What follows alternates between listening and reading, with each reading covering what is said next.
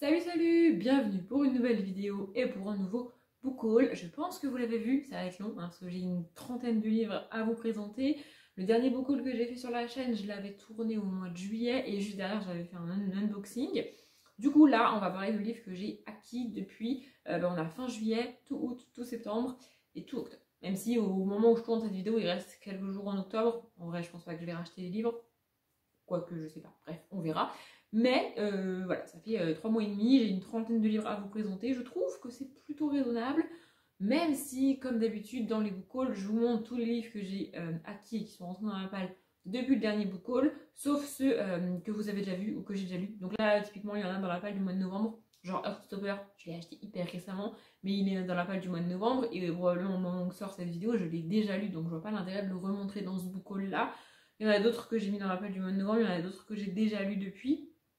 Du coup, je vois pas trop l'intérêt de les remontrer ici. Et puis il y en a déjà une trentaine, donc pas besoin de rajouter les autres, ça va déjà être assez long. Du coup, j'arrête de blablater et je vous montre les livres.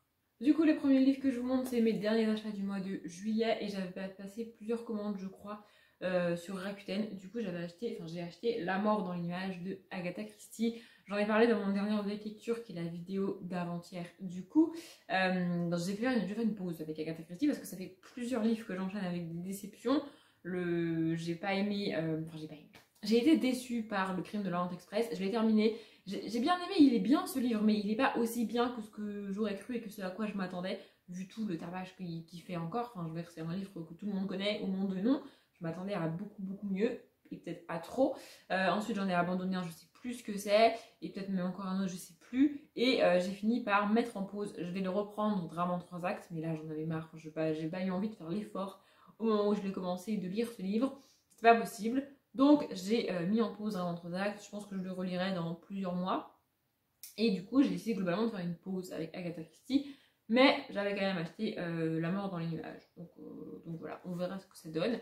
Toujours sur Rakuten, je me suis acheté le tome 3 de Percy Jackson, donc Le sort du titan. En vrai, en même temps, je m'étais acheté le tome 2, mais je l'ai déjà lu au moment où je tourne cette vidéo. Le l'écriture n'est pas encore sorti parce que je suis à la bourre dans les updates, mais ça va arriver un jour. Et du coup, j'ai pas encore lu ce tome 3. Je pense que je vais le lire dans pas très longtemps, peut-être même d'ici la fin de l'année. J'aime beaucoup cette saga, vraiment. Pour ceux qui connaissent pas, on va y rencontrer dans le tome 1, donc Percy Jackson, qui a fait un cas de petits soucis en fait. Il a des problèmes de concentration, il est hyper actif, il se fait constamment virer de son école, et au début du tome 1, il va enfin comprendre pourquoi il est comme ça. Bon, si vous avez vu les films et que vous avez un minimum entendu parler de cette saga, vous savez pourquoi il est comme ça, il n'y a pas de suspense, mais je vais pas le dire pour les gens qui auraient réussi à passer à travers de ce spoil, parce que pour moi c'est un spoil. C'est écrit par Rick Riordan, je l'ai dit, je sais plus, bref, je le dis maintenant. Et donc voilà, du coup on va le suivre dans ses aventures. En fait, une fois qu'il a découvert ça, une fois qu'il a découvert pourquoi il était comme ça va ouvrir tout un monde littéralement à lui, et avec des aventures, des combats, des trucs comme ça. Donc c'est très cool. Voilà, j'ai bien aimé le tome 2, je vais lire ce tome 3 très prochainement, et j'ai hâte en vrai.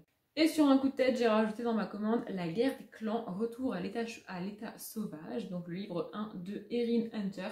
C'est une saga dont j'entends quand même pas mal parler, c'est une saga jeunesse. Le truc qui me fait peur, alors je sais pas si vous allez voir, mais c'est que là il y a une liste absolument énorme du livre, enfin c'est une saga énorme, il y a d'autres sagas en parallèle, avec un premier cycle, un deuxième cycle, enfin, ça me rappelle les sagas de fantasy adultes que je ne commence pas parce que je ne sais même pas par quel livre commencer. Mais là, je me suis dit, donc j'ai vérifié, c'est le premier tome du premier cycle. Donc ça devrait être bon. En fait, ce qui me fait peur, c'est très con, hein. Ce qui me fait peur, c'est qu'on a des chats sur la couverture. Et moi, dès qu'il y a des chats sur la couverture ou dans le titre, ou genre un amour de chat ou je sais pas quoi comme livre, j'ai pas envie. Parce que c'est vrai que j'aime pas les chats, j'ai pas envie d'y aller, ça me saoule. Mais là, d'après ce que j'ai compris, les personnages principaux sont des chats et on est dans une espèce de fantaisie fantastique avec des personnages chats. Gros, bah, tu vois, une espèce de village de chats. Je crois que c'est ça, mais je suis pas sûre. Je vous dis, je l'ai mis dans ma commande sur un coup de tête. Hein. Je sais pas du tout quand je vais le lire, je sais pas du tout si je vais aimer. Mais je pense, je l'ai vu et je me suis dit, oh allez, on y va. Et par contre, ce que j'aime bien, c'est que du coup, comme très souvent chez Pocket Jeunesse, quand c'est édité en poche et que c'est le cas, on a un espèce de macaron best-seller, tu vois. Alors là, il est imprimé sur le livre, ce qui fait qu'on peut pas l'enlever. Mais moi, je préfère parce que, ça c'est un ancien truc, hein. Dans les nouveaux, ils mettent des trucs un petit peu en épaisseur et en surbrillance. et du coup c'est en espèce de couleur or, enfin genre c'est du faux or, et en fait ça se salit, tu vois, quand tu passes dessus, quand tu frottes le livre, quand tu poses et que tu reprends le livre, le truc or devient noir et c'est dégueulasse, alors que là ça bougera pas. Bref, c'était la petite parenthèse inutile. Voilà, je sais pas du tout quand je vais le lire, et c'est typiquement le genre de livre que je vais galérer à mettre dans des pales si jamais je dois faire des pales, parce que je ne sais pas de quoi il parle en fait. Je sais pas. Donc voilà, on verra. Je sais pas trop pourquoi je l'ai acheté, je sais pas trop ce qu'il fout là, mais du coup je vais le lire un jour. Ensuite j'ai dû faire ma commande trimestrielle France Loisirs. Alors en vrai un livre suffit, mais moi je suis incapable de commander qu'un livre chez France Loisirs, donc là j'en ai commandé 1, 2, 3, 4, 5. Voilà, il faut minimum un livre, moi j'en ai commandé 5. Je suis incapable de les commander un par un, je ne sais pas pourquoi, c'est comme ça. Bref, du coup, le premier c'est Si près de vous de Mary Jane Clark. Voilà, j'aime bien Mary Higgins Clark, et donc Mary Jane Clark c'est sa fille, si je dis pas de bêtises, pour ceux qui savent pas. Et du coup j'avais envie de découvrir ça, c'est un poche, il est assez petit, franchement je pensais pas qu'il était si petit, mais il est très petit, il fait 283, 84 pages, donc voilà, c'est assez court, et en plus, en même temps c'est assez dense parce que les passations de chapitres se font comme ça, donc du coup ça veut dire que toutes les pages sont écrites, sont remplies, du coup voilà, par contre c'est très cool, les chapitres sont hyper courts, j'adore, plus les chapitres sont courts, plus je kiffe. Si je pouvais avoir des chapitres d'un paragraphe à chaque fois, je serais la fille la plus heureuse du monde, je vous jure, j'adore les chapitres courts. Bref, je sais pas de quoi ça parle, j'ai vu Mary Jane Clark, a priori on est sur une espèce de thriller suspense, et il y a marqué un rythme implacable, une tension qui va crescendo. Donc, à mon avis, on est pas mal au niveau suspense, et puis ça a l'air cool, et j'ai jamais lu de Mary Jane Clark, donc on va découvrir ça. Ensuite, je me suis pris Tourbé de mon amour de Pierre Bottero, parce que même si j'ai abandonné la troisième trilogie, donc c'est Kéliana, écrit par l'auteur, j'ai quand même envie de découvrir autre chose, et je sais qu'il a écrit plein de livres comme ça, qui sont des contemporains jeunesse, ou ouais, je pense que c'est jeunesse ou middleweight, un truc comme ça, donc soit c'est du à partir de 9 ans, soit c'est du à partir de 12 ans, c'est pas du young adulte, c'est avant, et voilà, j'avais envie de découvrir ça. En plus ils les ont réédités récemment, Flamand Jeunesse, dans les éditions comme ça là. Moi je vais acheter celui-là chez France Loisirs, comme je l'ai dit, parce que France Loisirs revend des livres d'autres maisons d'édition et vend aussi des livres que eux-mêmes éditent, enfin vendent aussi des livres que eux-mêmes éditent. Voilà, je sais pas de quoi ça parle, du tout. A priori, vu le titre et vu la cloche, enfin avec l'immeuble dans la cloche là, on doit être pas loin d'une dystopie. Mais j'ai dit que c'était du contemporain, ça se trouve c'est pas du tout du contemporain. En tout cas, c'est pas du tout du fantastique fantasy comme les Ewilan et Elana, les trilogies qu'il a écrites. Voilà. J'ai aussi décidé de m'acheter Carnet de route de Marie Lopez, aka Enjoy Phoenix, je pense que tout le monde est au courant. Donc il est sorti il y a quelques années, puisqu'il est sorti il y a, je ne sais plus, attendez, il est sorti en 2016. Voilà, c'est quand même un petit moment qu'il est sorti. Et quand il est sorti, ça a fait tout un tapage, évidemment, tout le monde en a parlé, Enjoy, machin, blabla et tout. À l'époque, j'étais pas du tout intéressée par ça. Et depuis, non seulement je me suis abonnée à la chaîne de Enjoy Phoenix, ce qui n'était pas le cas avant, mais en plus, j'aime bien ce qu'elle propose. Et en fait, si j'avais jamais été voir sa chaîne et si je m'étais jamais abonnée à sa chaîne, c'est parce que pour moi, elle était cataloguée comme youtubeuse beauté et ça ne m'intéressait pas. Je suis abonnée à très peu de youtubeuses beauté, et même si elle est encore considérée comme youtubeuse beauté et que c'est le cas, parce qu'elle propose du maquillage, elle propose des make-up, elle fait des vlogs, enfin, voilà, elle fait un contenu de youtubeuse beauté, c'est pas une critique négative, c'est juste que moi ça m'intéresse pas en fait. Enfin, je veux dire, vous le voyez là actuellement, je ne suis pas maquillée en fait. La meuf tourne une vidéo qu'elle va mettre en public sur YouTube, elle n'est pas maquillée. La meuf s'en fiche complètement, je ne me maquille quasiment jamais. J'ai pris l'habitude de me maquiller pour aller bosser et j'ai pris l'habitude de ne pas me maquiller pour les vidéos YouTube. Je ne sais pas pourquoi, c'est comme ça. Du coup, voilà, le maquillage, c'est pas vraiment un truc qui me passionne et qui m'intéresse. Les vêtements non plus, j'aime pas faire les magasins, c'est un truc qui me fatigue. Donc globalement, tout ce que va proposer une youtubeuse beauté, ça ne m'intéresse pas parce que je ne vais pas acheter du shampoing, du maquillage, des vêtements. C'est un truc qui m'intéresse pas en fait. C'est un peu comme si tu lis pas, les booktubeuses ça t'intéresse pas en fait. Tu t'en fiches qu'elles te parlent de bouquins et qu'elles te donnent envie d'acheter des bouquins parce que tu vas pas les acheter, tu vas pas les lire. Moi c'est pareil avec les youtubeuses beauté. Donc je m'étais jamais intéressée à la chaîne de Marie. Et puis je me suis intéressée grâce à Fabien Olicard, je crois, si je dis pas de bêtises. Et finalement, elle propose de la beauté, mais elle propose pas que ça. Et j'aime bien ce qu'elle propose, donc je suis abonnée à sa chaîne. Bref. Et quand je l'ai vu sur le site de François Loisirs, je me suis dit, allez, on va tenter. D'après ce que j'ai compris, on n'est pas du tout dans l'univers de YouTube, c'est vraiment un contemporain en fait. On est vraiment sur une histoire, une narration, un livre, un truc inventé. avec des personnages qui vont, avec je crois 3 personnages qui vont se rencontrer et leurs vies vont se mêler et on va les suivre. Je sais pas du tout si je vais aimer, je sais pas du tout quand je vais le lire, mais franchement je l'ai vu et en fait j'ai pas pu résister. Et là je suis en train de voir en tournant les pages que les chapitres sont courts. Et ça c'est cool, j'adore quand les chapitres sont courts. Oui je le répète, mais j'aime vraiment ça. Toujours à France Loisirs, je me suis pris l'étiquette à la cour de Versailles de Daria Galateria. Voilà. Donc a priori c'est une espèce de catalogue de trucs qui se passaient à la cour de Versailles. Ça a l'air aéré, il y a des illustrations, enfin, des photos, voilà, ça a l'air quand même assez... ça n'a pas l'air trop dense à lire, genre c'est pas que du texte écrit en tout petit. Donc ça passe. Je sais pas si c'est assimilé à un essai, mais en tout cas, ça a l'air très cool. Voilà, apparemment on va en apprendre plus sur Versailles. Mais en fait c'est une époque que j'aime bien, mais dont j'ai pas de souvenir, parce que quand quand j'ai appris ça à l'école, j'étais pas vraiment intéressée par ça. Tu vois, je me suis intéressée à ça après les années où tu étudies Versailles et les rois et tout. Et donc du coup j'ai très peu de souvenirs de tout ça. Et j'ai envie. Donc voilà, je l'ai acheté. On verra bien quand je le lis et si ça me plaît. Mais le but c'est que j'apprenne des choses sans me rendre compte que j'apprends des choses. Et enfin, le dernier que j'ai acheté chez France Loisirs, c'est Arcane, le tome 1, La Désolation, de Pierre Bordage. Donc c'est de la fantasy, édité à la base par Brajlon, si je dis pas de conneries. Voilà. Vraiment, on va être à Arcane, dans une ville, avec des gens. J'ai extrêmement peur parce que les pages sont extrêmement hautes. Ça me fait peur. Plus un livre est haut, plus j'ai peur de lire, peu importe son nombre de pages. Hein. Vraiment, ça me fatigue. Bon, après, les chapitres n'ont pas l'air très longs. Ils sont pas très courts, mais pour de la fantasy, c'est pas des chapitres très longs. Donc, ça devrait bien se passer.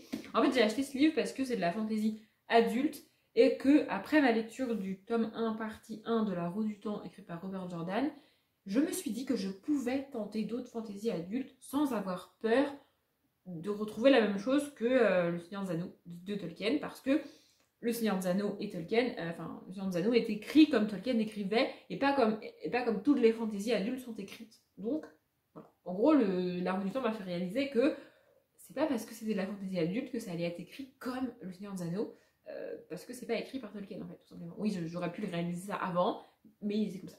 Si vous voulez, mon cerveau était coincé. Donc voilà, j'ai enfin acheté ce tome-là. Peut-être qu'il va traîner dans la palle jusqu'au mois de mai pour le mois de la fantaisie prochain.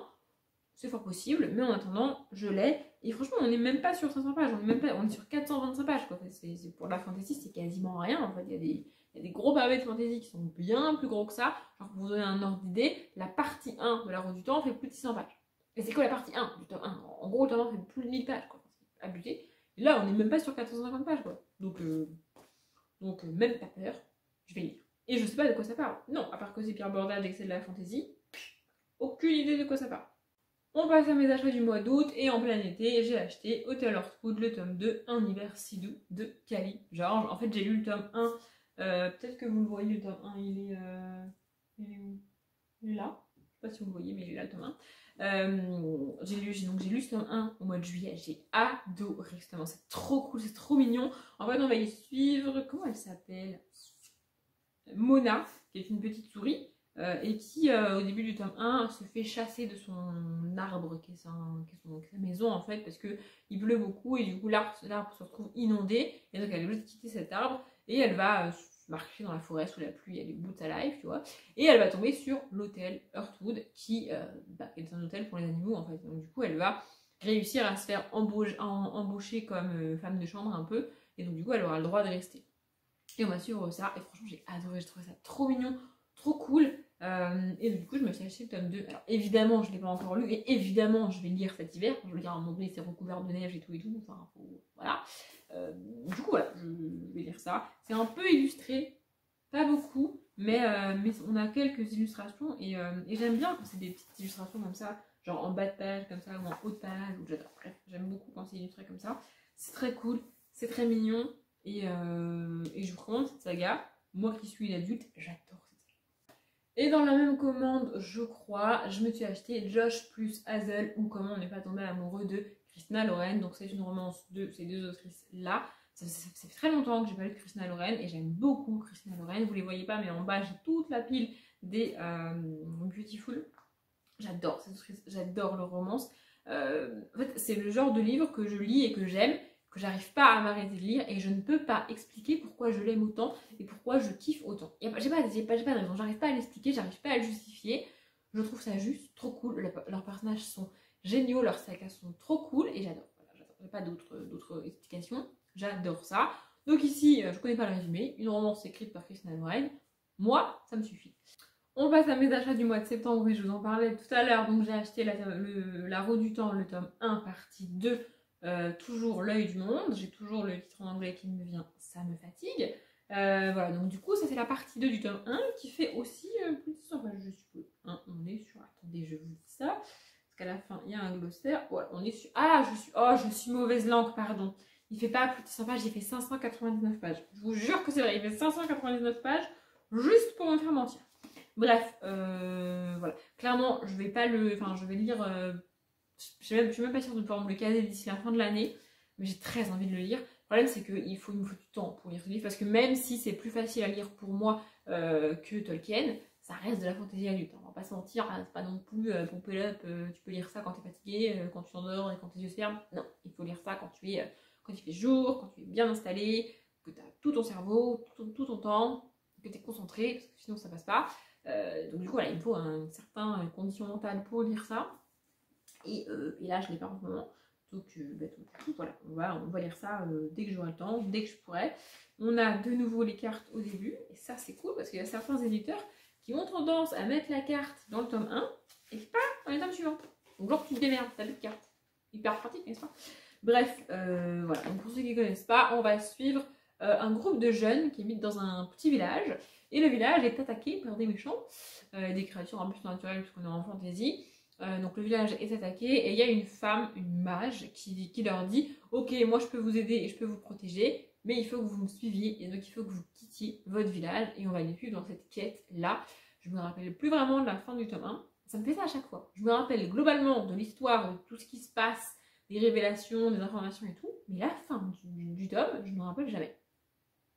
Du coup, je vais relire le dernier chapitre. Peut-être les deux derniers chapitres de la partie 1 avant de me lancer dans cette partie 2. Et j'ai hâte. J'ai vraiment hâte.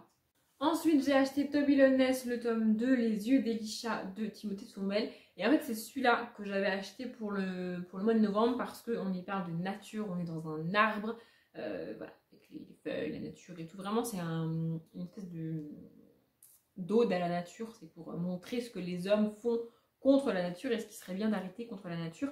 Tout ça écrit de manière hyper poétique et hyper narrative. On a vraiment une histoire. Et au milieu de cette histoire, on a ce message-là, ce qui fait que t'as pas l'impression que l'auteur te balance les humains sont cons, il faut arrêter de faire ça. Non, c'est vraiment au fil de l'histoire et c'est toi qui t'en rends compte tout seul comme un grand et j'adore ça. Donc je l'avais acheté pour le mettre dans la toute dernière catégorie du dernier menu qui parle de nature. Mais comme voilà, je vous l'avais dit, il est c'est tout blanc, c'est recouvert de neige. Moi je peux pas lire ça en novembre, c'est pas possible. Du coup, je me suis dit, bah tant pis, je le lirai pour cet hiver. Je pense que je vais le mettre dans ma palle de l'hiver, on va pas se mentir, enfin dans ma palle de l'hiver.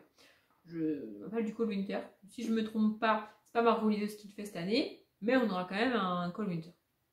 Je sais plus qui le fait, mais en gros c'est ça. Du coup voilà, donc du coup dans le tome 1, on rencontre Toby qui vit dans un arbre, qui fait 1,5 mm et qui essaie de se débrouiller avec ça. Il y a des gens qui l'attaquent, il y a des gens qui font n'importe quoi sur l'arbre, et sa famille se fait chasser de chez elle. On sait pas trop pourquoi. J'ai vraiment beaucoup aimé le tome 1 et je voulais me jeter sur le tome 2 quand je le recevrai. Mais comme il est recouvert de neige, ça m'a freiné et je vais le lire là en décembre ou en janvier, je sais pas trop, mais bientôt quoi. Et dans cette même commande, je me suis acheté le Grimoire d'argent, donc c'est le tome 5 de Marcy Thompson écrit par Patricia Briggs. En vrai, j'ai aussi acheté le tome 3 et 4 en poche, mais comme je les avais déjà, ils rentrent pas dans ma palle parce qu'ils y étaient déjà. Du coup, je vous les montre pas, je vois pas ce qu'on intéresse, surtout que le tome 3 je l'ai déjà lu. Et voilà, bref.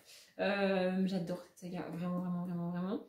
Et pour ceux qui ne connaissent pas, on va y suivre Marcy Thompson, donc, qui est une coyote-garou et qui est en lien malgré elle avec la meute de loups-garous locales, et puis les vampires, et puis d'autres types de créatures naturelles. Et elle doit se dévaluer avec tout ça, sachant qu'elle est la seule de son espèce et que donc d'un côté, elle ne doit rien à personne puisqu'elle ne dépend de personne. Mais de l'autre, comme il la protège un peu alors qu'elle a rien demandé, elle leur doit quelque chose en échange. C'est un peu compliqué. Mais voilà, j'aime beaucoup cette saga. J'adore le personnage de Marcy, je la trouve trop cool. Et là, le grimoire d'argent, il y a des chances qu'on soit avec de sortir. Bon, voilà. Je suis un peu dégoûtée parce qu'il est arrivé complètement défoncé. En fait, ce qui me dérange plus, enfin, c'est pas, ce qui me dérange, c'est pas que le dos soit plié, parce qu'il, je sais pas si vous voyez, mais il est complètement plié. Ce qui me dérange, c'est qu'on ait un espèce de décalage. Genre, le dos est pas droit, il part en cacahuète. Je sais pas comment les gens arrivent à faire ça. Et du coup, bah, le livre est pas droit. Ça me dérange. Mais bref, c'est pas très très grave en soi, hein, c'est juste que ça me dérange un peu. Après ça, au mois de septembre, j'ai découvert un site qui vend des livres neufs, mais à prix cassé. Je savais pas que ça existait. Je savais que ça existait en physique, il y a des magasins où tu peux, il y a des éditeurs qui font du déstockage dans ces magasins-là, et du coup, tu peux trouver des livres neufs, encore sous blister parfois, à 2-3 euros, alors qu'il en vaut 15, 20, 9, tu vois. Mais vers chez moi, il n'y en a pas, des magasins comme ça, je sais pas pourquoi. Globalement, c'est dans le nord, ces magasins-là. Mais les gens du sud n'ont pas le droit d'avoir ce genre de magasin. Je ne sais pas pourquoi, c'est pas répondu ici, bref. Mais j'ai trouvé ce site qui propose exactement la même chose.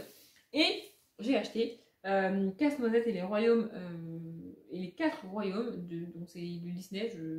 Ça me fatigue en fait parce que c'est écrit Disney, alors que je sais qu'il y a quelqu'un qui l'a écrit derrière. Tu vois, il y a quelqu'un qui a pris la peine de transformer le Disney ou le conte original en truc pour les enfants. Et c'est jamais écrit qui c'est qui l'a écrit. Enfin, qui c'est qui a fait ça? Je trouve ça dommage en fait. Je vais essayer de chercher. Bah non, c'est pas écrit qui c'est qui a fait ça. Du coup, voilà, je vous montre le truc. Donc ça, c'est la page de garde, entre guillemets. Et en fait, c'est plus des... Enfin, c'est des photos du film, plus que des illustrations. Je savais pas avant de le recevoir, mais bon, c'est pas très grave en soi. Et clairement, ça, je vais me le garder pour genre la semaine de Noël, genre le 23 ou même le 24 décembre. Parce que je sais pas pour vous, mais moi, Casse-Noisette, c'est Noël. Genre, c'est comme ça. Voilà. J'aime beaucoup Casse-Noisette, vraiment, vraiment, vraiment. Mon rêve, c'est de voir un jour l'opéra Casse-Noisette. Voilà, c'est un de mes rêves dans ma vie. Écoutez, c'est comme ça, c'est la vie. Voilà. J'ai hâte de lire ce livre. Je sais que ça va se lire hyper, hyper rapidement. Et voilà. Et je vais vous montrer aussi parce que en même temps que ça, je me suis commandé une tasse Coco. Parce qu'il n'y a pas que des livres, il y a aussi il y a genre des coloriages, il y a des tasses, des trucs pour les enfants, des jouets et tout. Enfin, il n'y a pas que des livres. Et je trouve ça très cool. Du coup, là, vous ne la voyez pas parce qu'elle est trop haute pour le cadrage de la vidéo. Mais je vais vous l'attraper et je vais vous montrer la tasse. Du coup, voilà à quoi elle ressemble. Donc, c'est une tasse Coco, donc le dessin animé avec les dessins. Je sais que c'est un nom, mais j'ai le nom portugais qui me vient et que c'est pas le nom, enfin, c'est un autre nom là-bas, mais du coup j'ai plus le nom là-bas. Bref, on s'en fout. Voilà, du coup elle est blanche et voilà. En fait j'étais encore chez mes parents au mois de septembre et j'ai doucement commencé à acheter des petits éléments de déco que je voulais mettre sur ma bibliothèque et bah, donc, du coup elle est finie sur ma bibliothèque. Voilà, donc du coup elle est plus du tout disponible sur le site, mais régulièrement il y a des choses comme ça. Il y a du Harry Potter, il y a très très peu, mais il y a du Harry Potter, il y a du Disney comme le Casse-Noisette. Mais il y a aussi des éléments comme ça. Et puis il y a parfois du... Donc voilà, bah, Coco c'est Pixar je crois, plus que Disney, mais bref, voilà. Du coup. Ensuite, en emballant mes livres, j'ai réellement pris conscience de la quantité de livres que j'avais et que je ne veux pas garder. C'est-à-dire que tous les livres que j'abandonne, je ne les garde pas. Mais je les mets à part je les mettais à part dans mon armoire chez mes parents. Et je me disais, de temps en temps, je vais les acheter, je vais les revendre et tout. Sauf que je ne le fais pas assez régulièrement. Pendant tout le confinement, je ne l'ai pas fait. Du coup, je me retrouve avec franchement une quantité de livres que je ne voulais pas garder. Impressionnante. J'en ai ramené beaucoup ici. Et j'ai décidé qu'à partir du mois de septembre, j'allais remplir un sac tous les mois de 10-12 livres. Parce que la librairie dans laquelle je vais ne reprend pas de grosses quantités. Donc voilà, je remplis mon sac de 10-12 livres. Je l'emmène. Je fais un tour dans la librairie de évidemment. Bah, juste aller dans la librairie pour revendre des livres, il faut que je fasse un tour et que je regarde. Et quoi qu'il arrive, je ne repars pas avec ces livres. Je les échange si je peux, parce que c'est plus avantageux de les échanger que de les revendre. Mais si je ne peux pas les échanger, je les revends parce que j'en ai trop. Donc voilà, donc du coup j'ai fait ça au mois de septembre. J'ai mis des livres dans mon petit sac, je l'ai amené à la librairie et j'y suis allée. Et pour la première fois, j'ai fait un tour dans les BD. Parce que pourquoi pas. Et donc j'en ai trouvé, donc j'en ai pris 2. Donc j'ai pris La Brigade des Cauchemars, le tome 1, Sarah de Franck Tillier au texte du coup, et Yom-Guy Dumont et Drac au dessin, je pense. Voilà. J'en avais déjà entendu parler, et quand je l'ai vu, je me suis dit, allez go, c'est parti. Je ne sais pas du tout de quoi ça parle, et je ne sais pas du tout comment je me débrouillerai pour trouver la suite, si jamais ça me plaît. mais j'avais quand même envie d'essayer et de le lire. J'ai un peu de mal avec Franck Tillier parce que j'ai essayé plusieurs de ses livres, mais j'y arrive pas. Ça fait 48 pages, ça a l'air très cool. Et franchement, les dessins et la coloration est vraiment cool. Enfin, sont vraiment cool. Bref, je sais pas de quoi ça parle. A priori, c'est du young adulte puisque on est dans un lycée avec Sarah, mais on verra. Et toujours dans mon envie de lire plus de récits et de BD et de livres sur la mythologie, enfin l'Antiquité, j'ai pris Alix Sénator, donc le tome 1, Les Aigles de Sang. J'ai bien vérifié que c'était le tome 1. C'est de J. Martin V. Mauguin et T. Desmarez. Voilà, il n'y a pas les prénoms, genre ça rentrait pas. Voilà, du coup, voilà. A priori, on est avec des Césars, j'allais dire des empereurs, c'est mieux. Je sais pas du tout de quoi ça parle, et ça a l'air très cool quand même. Hein. J'ai vraiment hâte, j'ai vraiment envie de découvrir plus de BD et de me faire, en fait, j'ai envie d'en lire au maximum là pour commencer, pour me faire une vision et pour savoir quel type de BD j'aime et j'aime pas. Parce que c'est pas évident de savoir quel type de BD t'aimes et quel type de BD t'aimes pas. Donc j'essaye les young adultes, j'essaye les histoires inventées et j'essaye les trucs un peu plus basés sur des faits réels, même si je sais que c'est pas la réalité. Et donc ensuite, évidemment, j'ai été dans la partie roman du magasin d'occasion, on peut pas ne pas le faire, c'est pas possible. Et j'ai trouvé Cœur poivré, donc le tome 6,5 des filles au chocolat, parce que je me suis rendu compte que j'avais tendance à considérer que j'ai terminé une saga une fois que j'ai lu tous les tomes de la saga, et pas une fois que j'ai lu les tomes en plus, genre les préquels, les tomes ennemis comme ça. Donc du coup, pour moi, j'ai terminé la saga des filles au chocolat, et je ne me renseigne plus dessus, je ne prends plus la peine d'acheter des livres qui me manquent, alors qu'il m'en manque, puisque j'ai pas lu tous les demi-tomes, les quarts de tomes, les tomes en plus et tout, les nouvelles que l'auteur s'est rajouté autour. Donc je me suis dit qu'il était temps, et comme je suis tombée dessus totalement par hasard, je me suis dit allez go, c'est hyper court, ça fait même pas 100 pages je crois, peut-être. Les livres ont décidé de me faire mentir aujourd'hui, c'est-à-dire que ça fait 103 pages. Bref, c'est pas grave. Et voilà, du coup c'est ça que je vous disais tout à l'heure là avec le clan des 4. La guerre des clans, c'est que maintenant les best-sellers ils sont comme ça là. Vous voyez, un truc doré comme ça, et plus tu vas passer dessus, plus ça va se salir et ça va se noircir. Et ça va devenir dégueulasse. Bref, c'est pas très grave. Donc pour ceux qui ne connaissent pas cette saga, on a 6 tomes dans cette saga et on va rencontrer 5 sœurs, demi-sœurs, qui, et donc dans chaque tome on va suivre une des sœurs et on a son histoire. C'est du middle grade, du young adult, ça dépend vraiment des tomes. Et franchement j'ai beaucoup aimé cette saga. Elle m'aurait tellement aidée quand j'avais 12-13 ans, vraiment, si vous avez des pré-ados autour de vous, offrez-leur ça. Alors filles ou garçons, parce que c'est pas que pour les filles, même si les personnages principaux sont des filles, un garçon peut avoir les mêmes problématiques. Ensuite, totalement par hasard, je suis tombée sur le Pacte d'Emma, donc le tome 1, je crois, de Nin German, donc la booktubeuse Nin. Et voilà, donc j'en avais entendu parler de cette saga qu'elle a écrite toute seule, je crois, puis elle a une autre saga qu'elle a écrite avec un co-auteur. Et voilà, j'avais pas vraiment prévu de le lire, j'avais pas vraiment prévu de l'acheter, mais là je l'ai trouvé d'occasion en poche. Je me suis dit, allez, vas-y, on va tenter. Je sais pas du tout de quoi ça parle, mais j'ai bien envie d'essayer et globalement les gens ont vraiment aimé. Donc du coup, j'espère que moi aussi je vais aimer.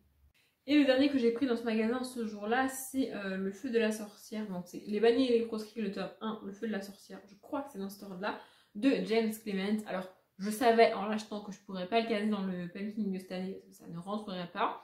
Mais je sais pas si je vais le lire avant le prochain Pumpkin. Clairement, peut-être qu'il va rester un an dans la palle, celui-ci. Il est énorme pour le coup. On est sur. Attends, je ne vais pas estimer les pages parce que je suis aujourd'hui pour estimer les pages. On est sur 536 pages, très précisément. Donc voilà, il a l'air énorme. Hein. Franchement, on dirait qu'il fait beaucoup plus que 538 pages. Voilà. Et on est sur une histoire de sorcière. Voilà. Et en fait, pourquoi je parle du Pumpkin? Parce que les seules fois où je vois ce livre, c'est pendant le Pumpkin. Les gens qui l'ont le lisent pendant le Pumpkin parce que sorcière, parce que les couleurs, parce que ci, parce que ça. Je ne sais pas de quoi ça parle. Donc voilà, je ne sais pas de quoi ça parle. Je vais lire la première phrase. Vous voulez? Genre, vous allez me répondre. Par une nuit fatale à Alazea, pays ravagé par une malédiction, 3 mages accomplissent un ultime sacrifice dans l'espoir de préserver le bien. Ok. Bon bah voilà. Donc effectivement, on y est au niveau fantastique fantasy sorcière. Pour le pumpkin, ça n'a pas l'air trop mal. Mais si j'ai envie de le lire en plein mois d'août, bah, je le lirai en plein mois d'août. Et on en arrive à la dernière pile de livres et je me suis lâchée. En fait, c'est-à-dire que là, je suis retournée au magasin d'occasion pour le mois d'octobre. Pareil, j'ai rempli mon sac. Entre les deux, vous notez que j'ai rien acheté, j'ai rien commandé, j'ai rien fait. Donc j'ai rempli mon petit sac et je suis allée un soir après le boulot au magasin d'occasion. J'ai revendu mes livres, échangé mes livres. Et je suis revenue avec une dizaine de romans. Donc j'ai pris Avec toi malgré moi de Vicky Land et Penelope Ward. Donc c'est une romance. J'ai déjà lu du Vicky Land. J'ai lu Egomaniac, c'est ça, que j'avais beaucoup aimé. Mais depuis j'ai jamais rien lu d'elle. J'ai jamais lu de Penelope Ward. Et je me suis dit que un livre écrit à 4 mains comme ça pouvait être pas mal pour découvrir ça. J'avais oublié comment chez Hugo Roman c'est écrit gros. Franchement, chez Hugo Roman, c'est un peu de l'arnaque parce que t'as l'impression que le livre est gros et que donc du coup ça va être bien et tout. Et en fait, les marges sont énormes et c'est écrit très très gros. En vrai, ça se lit hyper vite. Bref, voilà, je sais pas de quoi ça parle. C'est une romance, ça me suffit. J'ai aussi pris Invisible, donc de James Patterson et David Ellis. La meuf passe d'une romance à un thriller, ça n'a aucun sens, mais c'est pas grave. Je sais pas de quoi ça parle, j'ai bien vérifié. On peut, soit c'est le premier tome d'une saga, je sais plus, soit on peut le lire tout seul, parce que je voulais pas me lancer dans une autre saga. Voilà, du coup, ça fait très longtemps que j'ai pas lu de James Patterson. Je sais pas de quoi ça parle, a priori on est sur une fille qui fait des cauchemars, il faut enquêter. Oui, j'en sais pas beaucoup plus, mais ça me suffit. Je voulais un James Patterson, je voulais du thriller.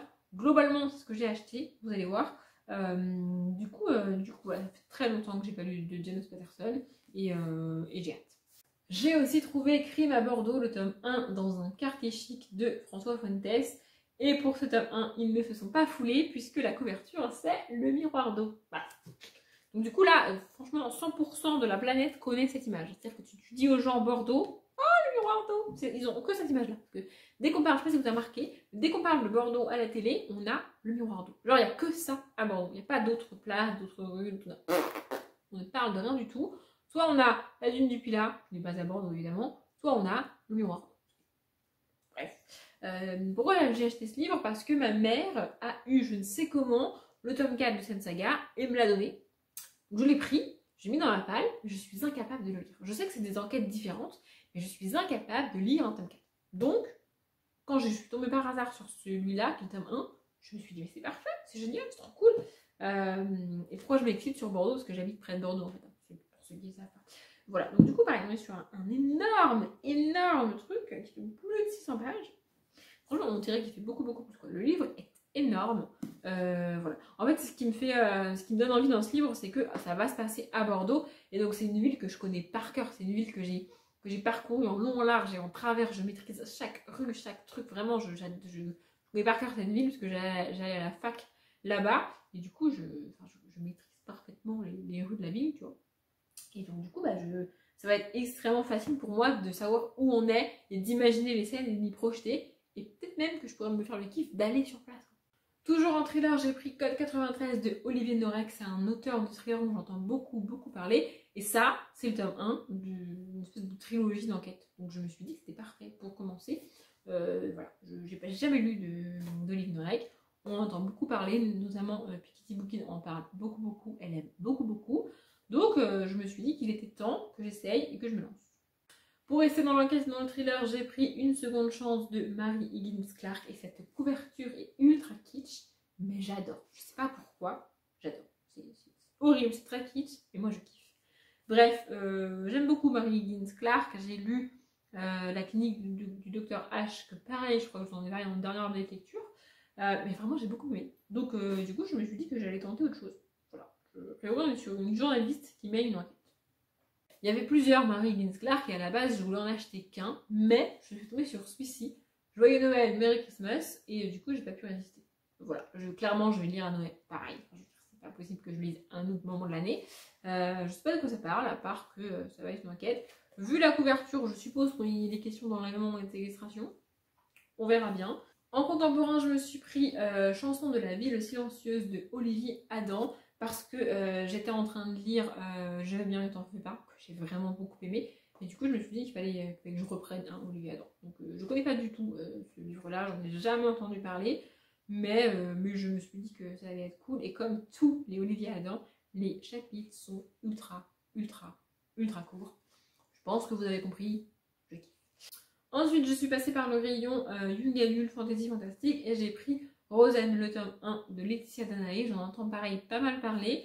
Il est question de djinn et c'est quelque chose que je lis rarement. Donc le djinn c'est une créature fantastique, hein, pas le djinn que tu mets pour aller travailler. Bref, voilà, beaucoup de gens ont aimé et beaucoup de gens l'ont lu en ne s'attendant à rien ou quasi rien et ont été hyper surpris, hyper agréablement surpris. Il y a notamment, je me rappelle plus de la chaîne, du nom de la chaîne. Je vous l'écrirai là et je vous la mettrai en barre d'infos. C'est elle qui m'a vraiment donné envie de le lire. Parce que je me suis dit, si elle qui lit beaucoup de fantasy, beaucoup de fantastique et qui kiffe ça, dit que c'est cool, c'est que vraiment, ça doit être cool. Mais là, comme ça, son nom de chaîne ne me revient pas. Alors, je vous l'aurai écrit et je le mettrai en barre d'infos. Si jamais vous la connaissez pas, vraiment, allez voir parce que c'est parfait pour commencer la fantasy. Elle te donne envie de lire tous les livres de fantasy qui existent. Trop cool. Bref, du coup, à part qu'on est dans un truc oriental avec un djinn, je sais pas trop de quoi ça parle. Et après ça, on va finir sur une petite histoire. Je cherchais un Shakespeare parce qu'en fait, j'ai envie d'avoir un maximum de classiques dans les anciennes éditions du livre de poche qui sont plus petits qu'un livre de poche normal, qui sont noirs et tout. Je veux vraiment un max de livres dans ces éditions-là. Et du coup, j'ai cherché dans les contemporains, dans les classiques et tout. Et je me suis dit, c'est bizarre, il n'y a pas de Shakespeare, il n'y a pas de théâtre en fait. Donc j'ai fait quelque chose que je ne fais quasiment jamais, parce que timidité, tu connais. J'ai demandé à la vendeuse, je lui ai dit les pièces de théâtre, elles sont là avec les autres. Elle m'a dit non, on a un rayon spécial et tout. Donc du coup, j'ai été vers le rayon spécial. Et en fait, en me baissant, parce que c'était bas, tu vois, pour voir les pièces de théâtre, au passage, j'ai rien trouvé. Il y avait bien du Shakespeare, mais j'ai rien trouvé de ce qui m'intéressait. Je suis tombée sur des livres illustrés, comme ça. Donc ici, Merveilles et légendes de Brocéliande, écrit par Xavier Husson. Xavier Husson, ça me dit quelque chose, je suis incapable de vous dire pourquoi. Et donc, ouais. Et en fait, c'est un espèce de recueil qui parle des contes de Brocéliande ici. Et le deuxième que j'ai acheté, c'est sur le Petit Peuple. Et donc, du coup, c'est lui que j'ai mis dans la page du mois de novembre. Je l'ai rajouté. Voilà, je vais essayer de vous montrer. Franchement, ça a l'air trop cool. Et je lis rarement des livres comme ça, parce qu'en fait, j'en trouve rarement d'occasion. Et maintenant, je sais pourquoi j'en trouve rarement, parce que je ne cherche pas au bon endroit. Donc maintenant, je chercherai au bon endroit. Voilà, en plus, franchement, il est un peu comme le manuel de la sorcière là, que je vous ai présenté dans la page du mois de novembre. C'est-à-dire que la couverture est épaisse, cartonnée, mais molletonnée. J'adore ce genre de couverture. Voilà, je ne sais pas du tout quand je le lirai, mais ils étaient là tous les deux. 9, ils valent presque 19 €. Moi, je les ai payés 6 € chacun. Donc, j'ai pas hésité, j'ai pas réfléchi. Et je les ai achetés. Voilà, j'ai envie de lire plus de livres comme ça, un peu illustrés, un peu contes qui t'apprennent des choses sur... En fait, c'est pas vraiment de la fantasy, c'est du détail de la fantasy. C'est une espèce de dictionnaire de fantasy. Et moi, j'adore. Bref. Voilà, je pense que cette vidéo est bien assez longue. Ce book haul dure beaucoup trop longtemps.